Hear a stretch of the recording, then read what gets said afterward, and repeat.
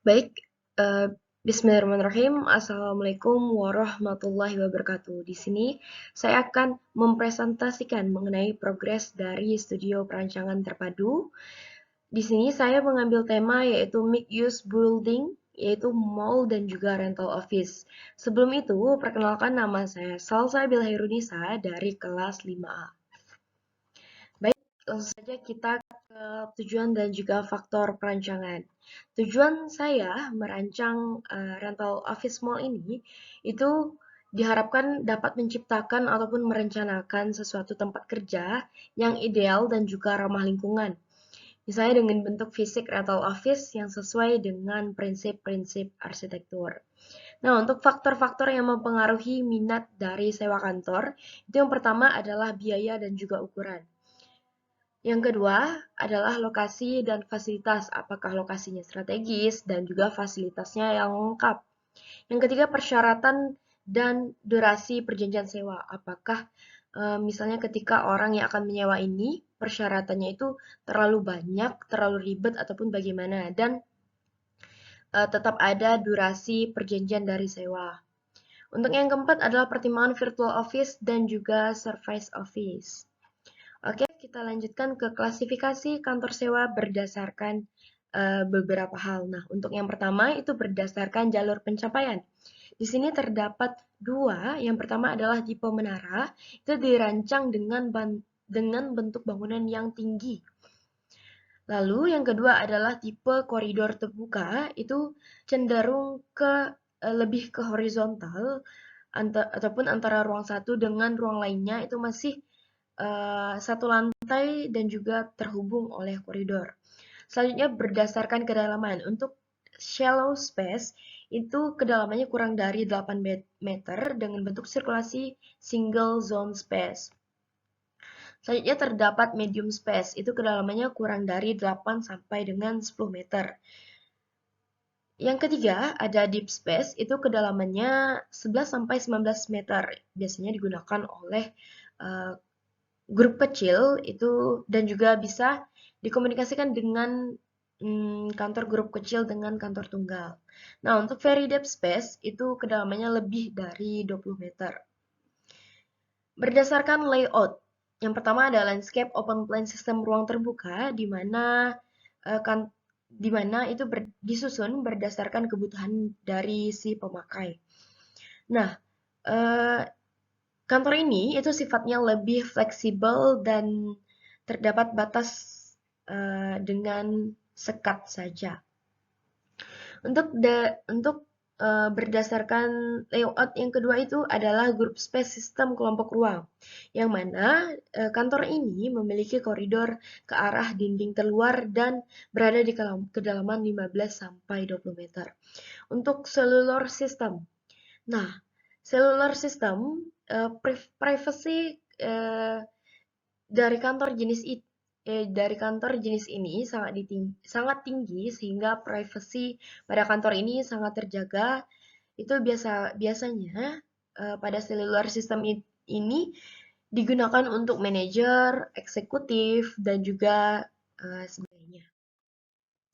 Nah, untuk klasifikasi dari kantor sewa berdasarkan jumlah penyewa. Yang pertama adalah penyewa bangunan tunggal. Seperti namanya, bangunan ini tetap disewakan untuk satu penyewa saja dan waktunya itu ditentukan.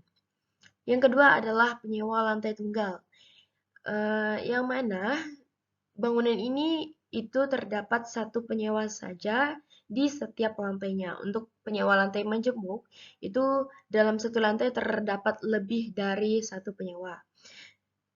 Nah, untuk kantor sewa berdasarkan peruntukan, di sini memiliki fungsi majemuk dan juga fungsi tunggal, yang mana fungsi majemuk ini itu kelebihannya dapat membantu meningkatkan daya tarik kunjungan.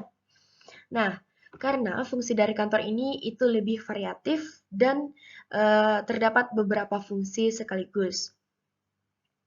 Untuk kantor sewa fungsi tunggal.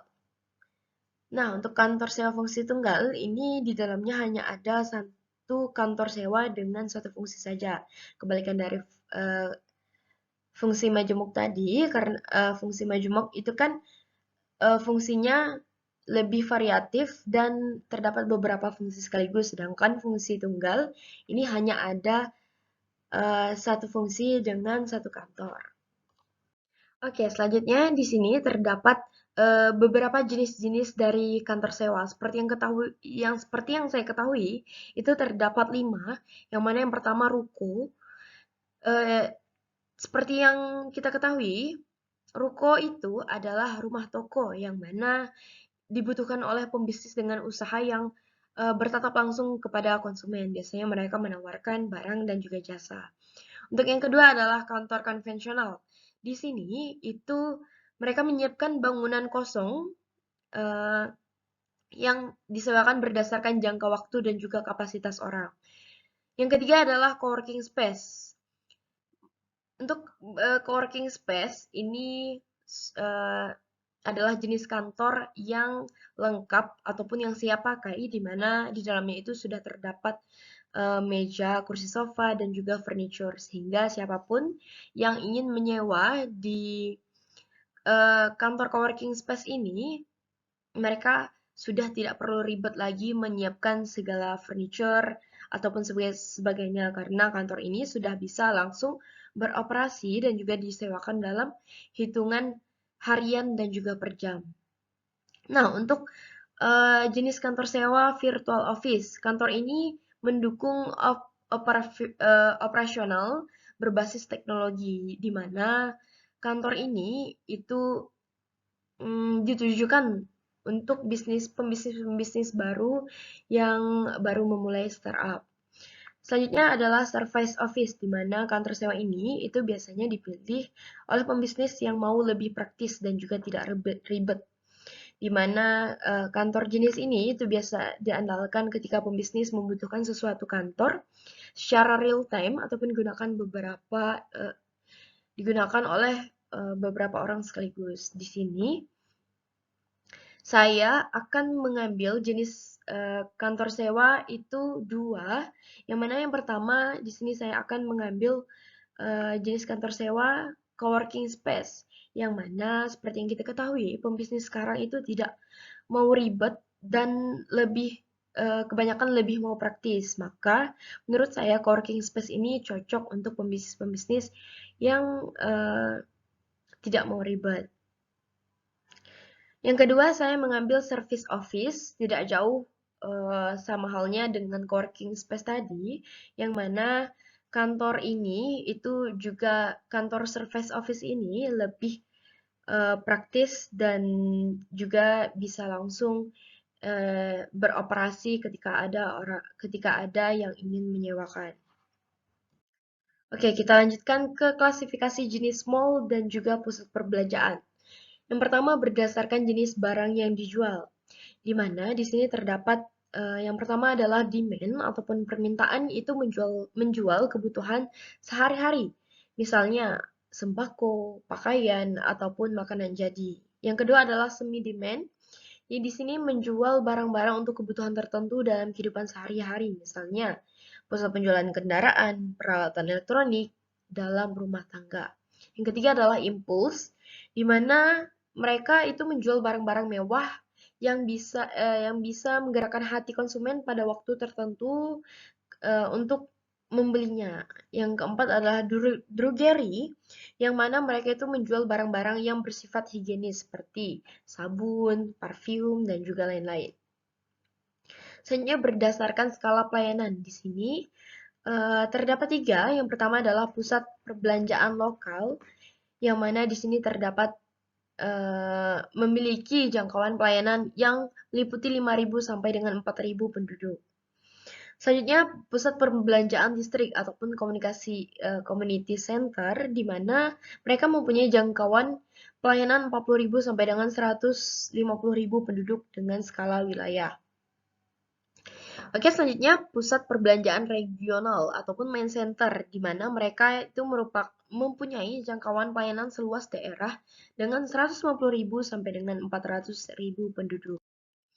Oke, kita lanjutkan berdasarkan sistem transaksi. Di sini terdapat 2. Yang pertama adalah toko grosir, itu mereka menjual barang dalam partai yang besar ataupun barang dalam jumlah yang besar. Nah, untuk toko eceran, itu mereka menjual barang dalam jumlah yang kecil ataupun persatuan barang itu biasanya lebih banyak menarik pembeli karena tingkat variasi barangnya yang cukup tinggi. Nah, berdasarkan lokasi, yang pertama adalah pasar ataupun market, mereka merupakan kelompok fasilitas perbelanjaan sederhana, misalnya toko, kios, dan juga sebagainya. Yang kedua adalah shopping street. Mereka merupakan pengelompokan sarana perbelanjaan yang terdiri dari deretan toko ataupun kios terbuka pada suatu penggal jalan. Nah, untuk yang ketiga adalah shopping presign. Merupakan kompleks pertokoan terbuka, itu mereka menghadap pada suatu ruang terbuka dan yang bebas. Yang keempat adalah shopping center. Mereka merupakan pengelompokan fasilitas berdasarkan toko dan juga kios dan juga mereka berada pada satu atap. Yang kelima adalah department store. Itu merupakan wadah perdagangan eceran besar dari berbagai jenis barang yang berada di bawah satu atap. Nah, untuk supermarket itu merupakan toko yang menjual barang-barang yang cukup besar dengan cara pelayanan mandiri. Oke, kita lanjutkan, yaitu hypermarket. Biasanya orang menyebutnya kalau di mall itu hypermart. Mereka merupakan bentuk perluasan dari superstore. Biasanya memiliki luas lantai dengan minimum 5.000 meter persegi. Dan mereka itu lebih berfokus kepada barang-barang seperti kebutuhan pokok, perabotan, dan juga elektronik. Nah, untuk yang kesembilan itu adalah shopping mall. Shopping mall ini merupakan plaza umum, jalan-jalan umum, ataupun sekumpulan sistem dengan belok-belokan yang dirancang khusus untuk pejalan kaki. Yang ke-10 adalah town square. Ini merupakan pusat perbelanjaan tingkat internasional yang dilengkapi area rekreasi independen dengan fasilitas penunjang yang sesuai dengan kebutuhan dari pasar. Nah, selanjutnya untuk fasilitas dan juga aksesibilitas dari rental office mall ini, yang pertama adalah penerapan fasilitas dan juga aksesibilitas. Yang pasti adalah keselamatan. Yang kedua adalah kemudahan dalam mencapai akses ke bangunan tersebut. Yang ketiga adalah kegunaan dalam pemakaian fasilitas. Yang keempat adalah kemandirian. Nah, untuk kebutuhan untuk tapak, yang pertama adalah ukuran dasar ruang. Yang kedua jalur pemandu untuk tapak. Yang ketiga adalah area parkir, jalur pedestrian, ram, dan juga rambu dan marka. Dan kebutuhan untuk bangunan itu sendiri, yang pertama adalah ukuran dasar dari ruang tersebut, yang kedua ada pintu, ketiga ram, keempat tangga, lift tangga, toilet, pancuran, wastafel, telepon, perabot, perlengkapan peralatan kontrol, rambu, dan juga marka. Selanjutnya adalah pelaku di dalam kantor sewa. Dapat kita lihat yang pertama teratas adalah direksi, di bawah direksi itu adalah direktur utama dan juga direktur keuangan. Di bawah direktur utama itu terdapat direktur dan juga direktur personalia. Selanjutnya adalah manajer personal, manajer pemasar, manajer pabrik, manajer, dan di bawahnya itu terdapat divisi-divisinya. Untuk studi kasus dari mixed use building rental office mall, tidak berlama-lama lagi, kita langsung saja ke studi bandingnya. Oke, kita langsung ke studi banding. Dapat dilihat dari ketiga tampak ini, mereka mempunyai tampak yang masing-masing memiliki ciri khas fasadnya.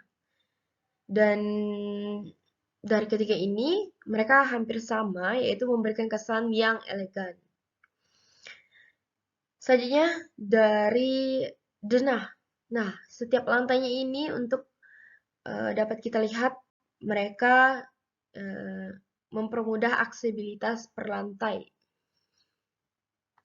Oke, kita lanjutkan ke interior. Dapat dilihat dari interior The Plaza, itu mereka menggunakan dinding yang bertemakan alam. Wallpapernya itu bertemakan alam. Sehingga siapapun yang masuk ataupun siapapun pengunjung yang datang ke sini itu ketika melihat tanaman, mereka memiliki efek positif pada kondisi fisik dan juga mental mereka. Nah, untuk interior dari UOB Plaza, di mana interior ini menggunakan warna yang cerah sehingga siapapun yang masuk ke dalam kantor ini akan merasakan luasnya bangunan dikarenakan pemilihan warna yang cenderung lebih terang. Nah, untuk interior dari Central Park Office Tower, di mana tempat ini uh, pertemuannya itu subtropis, di mana mereka mereka itu mengutamakan kesejahteraan di lingkungan kantor dan beberapa penelitian menunjukkan bahwa tanaman itu memiliki efek positif pada kondisi fisik dan juga mental dan meningkatkan produktivitas sehingga siapapun yang datang itu merasakan udara yang segar dan dapat mengurangi stres. Nah, dari ketiga interior itu dapat kita simpulkan bahwa mereka juga mempunyai ciri khas masing-masing dari penggunaan material, warna bangunan, sampai ke cahaya yang digunakan. Selanjutnya dari studi banding fasilitas. Dapat kita lihat bahwa The Plaza itu memiliki 2.500 tempat parkir untuk melayani penyewa kantor dan tamu, ATM, food court, restoran, dan minimarket sehingga fasilitas di kompleks kantor. Nah, untuk UOB Plaza, itu fasilitasnya terdapat 13 lift penumpang, low zone, mid zone, high zone. Dan di fasilitas Central Park Office Tower, mereka memiliki ruangan kerja dengan berbagai tipe. Terdapat juga restoran, kantin, bank, kafe, tanaman indoor, minimarket, dan mereka memiliki parkiran yang luas. Nah, dari ketiga fasilitas tadi dapat kita lihat bahwa bangunan ketiga ini memiliki daya tarik yang tidak tertandingi, sehingga siapapun yang menyewa kantor ini dapat merasakan bahwa mereka itu dimanjakan oleh fasilitas-fasilitas yang ada. Nah, kita lanjutkan ke program ruang dari Mixed Use Building Mall. Nah, untuk program ruang mall di sini terdapat ruang umum yang mana ruang ini terdapat ruang informasi dengan luas 8 meter persegi, hall dengan 3.000 meter persegi, ATM center dengan 15 meter persegi, toilet pria dengan 30 meter persegi, toilet wanita 30 meter persegi, ruang satpam 24 meter persegi, telepon umum 15 meter persegi, gudang utama 500 meter persegi dengan total 5.795 meter persegi. Kita lanjutkan ke supermarket. Ini dengan jumlah total itu 3.766 meter persegi, termasuk area penjualan, kasir, ruang penitipan, ruang keranjang, ruang pengelola, ruang karyawan, gudang, dan juga toilet. Nah, untuk ruang administrasi itu terdapat ruang pimpinan, ruang rapat, ruang tunggu, sekretaris, ruang kabak operasional, ruang kabak keuangan, ruang kabak kepegawaian, ruang kabak pemasaran, ruang kabak keamanan, ruang kabak pemeliharaan dan perawatan bangunan. Nah, untuk departemen store itu sendiri, mereka memiliki area penjualan, kasir, kamar pas, ruang pengelola, ruang karyawan, gudang, dan juga toilet. Selanjutnya terdapat Gramedia dengan jumlah total luasan itu 2.587 meter, yang mana mereka memiliki area penjualan, kasir, ruang pengelola, ruang karyawan, ruang simpan, dan juga toilet. Nah, untuk retail, mereka memiliki jumlah 10.998 meter persegi dengan retail TPA, retail TBB, dan hall serbaguna.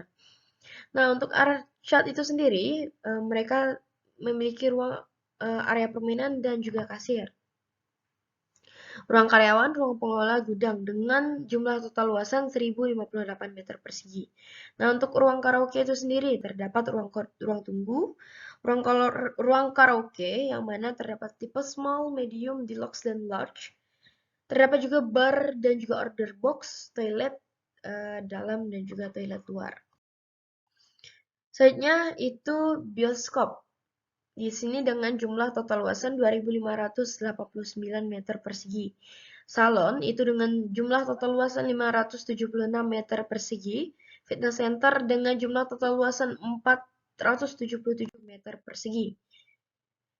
Nah, untuk area bermain, itu terdapat ruang bermain, ruang kebersihan, tempat penitipan, dan juga toilet. Dengan jumlah total luasan 8.500 meter persegi. Nah, untuk food court, terdapat area makan, kasir, stand counter, ruang pantry, gudang, dan juga toilet dengan jumlah total luasan 2.211 meter persegi. Ice soft drink dengan jumlah total luasan 2.256 meter persegi. Restoran terdapat area makan, kasir, dapur, ruang pantry, ruang pengolah, ruang karyawan, gudang, dan juga toilet. Nah, untuk program ruang mall dari keamanan dengan jumlah total luasan 104 meter persegi. Musola terdapat ruang sholat, ruang tempat wudhu. Nah, untuk kebutuhan dari ruang itu sendiri, dapat dilihat fasilitasnya adalah departemen store. Untuk kebutuhan ruangnya itu ruang manajer, ruang administrasi, ruang kamar mandi atau toilet, ruang penjualan, ruang karyawan, gudang, ruang kamar mandi, toilet, ruang pas, ruang kasir, ruang duduk.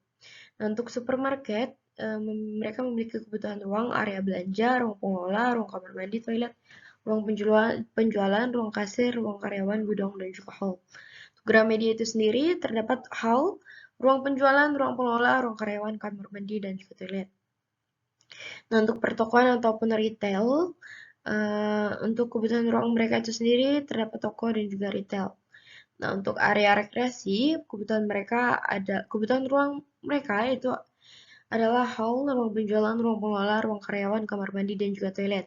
Untuk karaoke itu sendiri terdapat ruang tunggu, ruang karaoke, bar, plus order box, dan juga toilet. Untuk bioskop itu sendiri terdapat ruang tunggu, loket pembayaran, dan juga kafe. Oke. Nah, untuk kesimpulan itu sendiri, yang pertama terdapat ruang umum, yang mana jenis ruang ini adalah public, dengan total luasan 5.795 meter persegi. Unitnya hanya satu, dengan total luasan 5.795 meter persegi, karena hanya satu. Nah, selanjutnya adalah ruang administrasi, adalah jenis ruang private, yang mana luasnya itu luas totalnya itu 6.110 meter. Supermarket jenis ruangnya adalah public, yang mana mereka memiliki total luasan 3.766 meter. Untuk departemen store, mereka jenis ruang mereka adalah public dengan total luasan 2.587 meter persegi. Untuk retailnya itu sendiri, mereka memiliki jenis ruang publik yang mana dengan total luasan 10.998 meter persegi. Untuk Arcade itu sendiri, jenis ruangnya adalah service, yang mana luas satunya adalah 1.058 meter persegi. Jika dikalikan 2 adalah total luasannya 2.116 meter persegi. Untuk ruang karaoke itu sendiri adalah jenis ruangnya service, yang mana total luasannya adalah